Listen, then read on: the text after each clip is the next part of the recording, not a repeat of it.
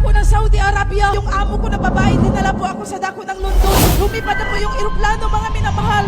Pero may naramdaman na kami na iba na ang lipad sa eroplano. Bawal tanggalin ang mga seatbelt, yung mga pasahero. Tumayo din ako, mga minamahal. Tinanggal ko yung seatbelt ko.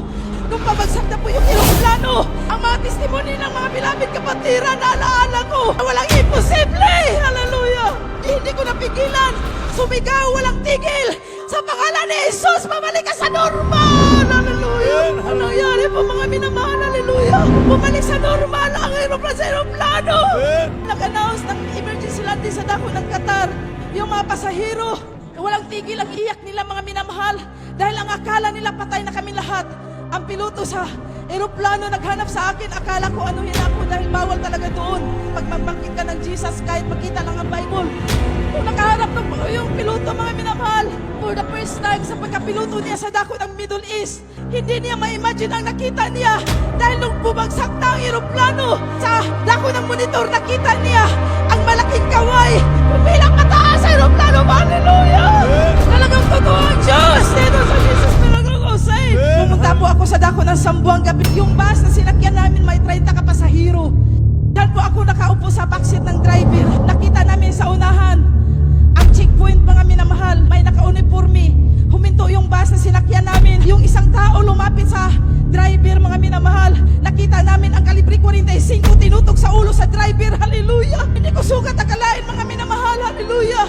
Yung kalibre 45 na tinutok sa ulo sa driver, pinalitan sa akin. Nagpakilala na hindi sila mga military, kundi commander siya o mga NPA sila. Ang sabi ng commander, pababain po ako sa loob ng bus.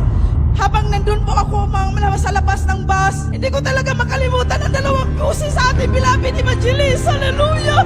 Sa oras ng kagipitan, wala kang ibang babagitin kundi ang pangalan ni Jesus. Hallelujah! Na walang almas na pumutok laban sa iyo kapag ikaw ay nasa katotohanan. Hallelujah! Yung commander, mga minamahal, sinubukan niya ang kalibre 45, isang magasin. Pinaputok niya sa itaas, mga minamahal. Hindi ko sukat akalain, mga minamahal. Sinabihan ko yung commander, ang sabi ko, yung pangalawang putok sa baril mo, kapag ako ay tatablan, ang Diyos namin sa Jesus Miracle Crusade na pinaglingkuran ay patay.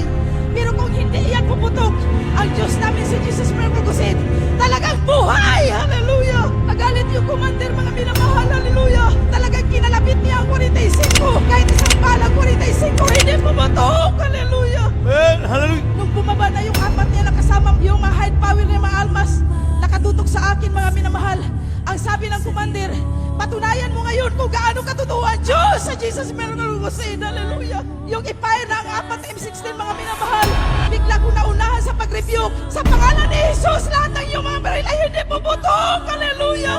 Nung kinalapit nila, nagulat silang lahat dahil kahit isang bala ng M16 hindi puputok. Hallelujah!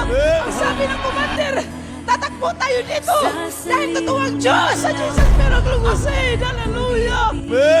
Ang sabi ng mga tao doon sa bus, hallelujah, the time na yun, naniwala sila na totoo pala ang Diyos sa Jesus Miracle Crusade. Hallelujah! Ang mga testimony hindi na sa akin. Ang lahat ng mga testimony dito ay totoo. Hallelujah! Talagang ang mahal na Panginoon nandun po, mga minamahal, kahit saan tayo. Hallelujah!